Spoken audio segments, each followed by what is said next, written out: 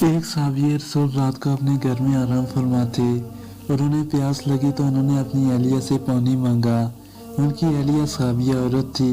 वो पानी लेकर आई तो साहबी दोबारा सो चुके थे। वो औरत इतनी खिदमत गुजार थी कि पानी लेकर खड़ी हो गई। जब रात का काफी हिस्सा गुजर गया तो साहबी की आंख खोली तो ये देखकर हैरान रह गए कि इनकी वफादार बीवी पानी लेकर खड़ी है। पूछा, तुम कब से खड़ी हो?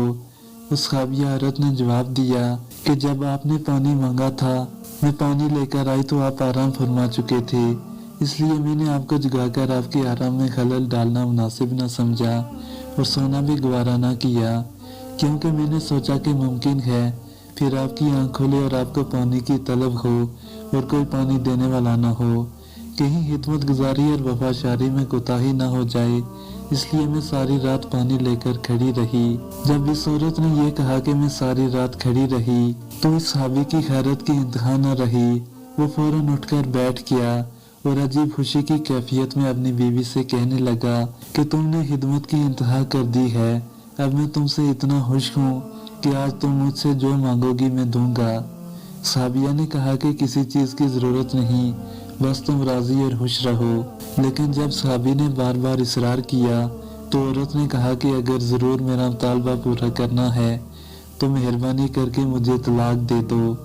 जब उसने ये अल्फाज कहे तो उस साहबी के पांव के नीचे से जैसे जमीन निकल गई हो।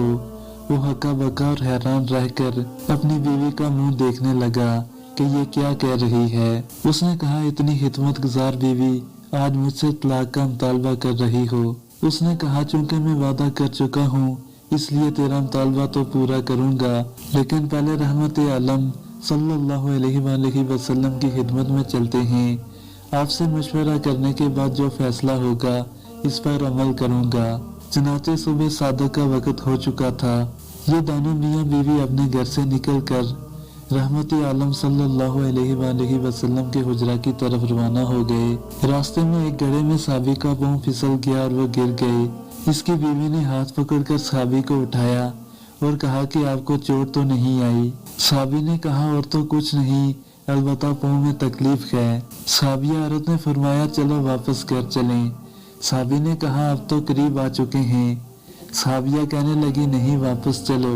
चनाचे जब वो वापस घर आए तो साहबी ने पूछा कि मुझे तो समझ नहीं आई कि सारा माजरा क्या है। साहबिया ने कहा, मसला ये है कि मैंने किसी से सुना है कि जिसे सारी जिंदगी में कोई तकलीफ ना हो इसके ईमान में शक है, क्योंकि जो भी ईमानदार होता है वो जरूर तकलीफ में आजमाया जाता है।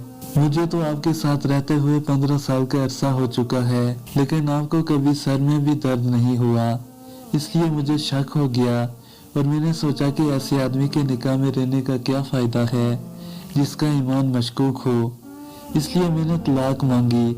लेकिन जब रास्ते में आपके पांव में चोट आई तो मेरा शक रफा हो गया कि अल्हम्दुलिल्लाह आप तकलीफ में आजमाए गए और आपने इस तकलीफ पर सब्र किया।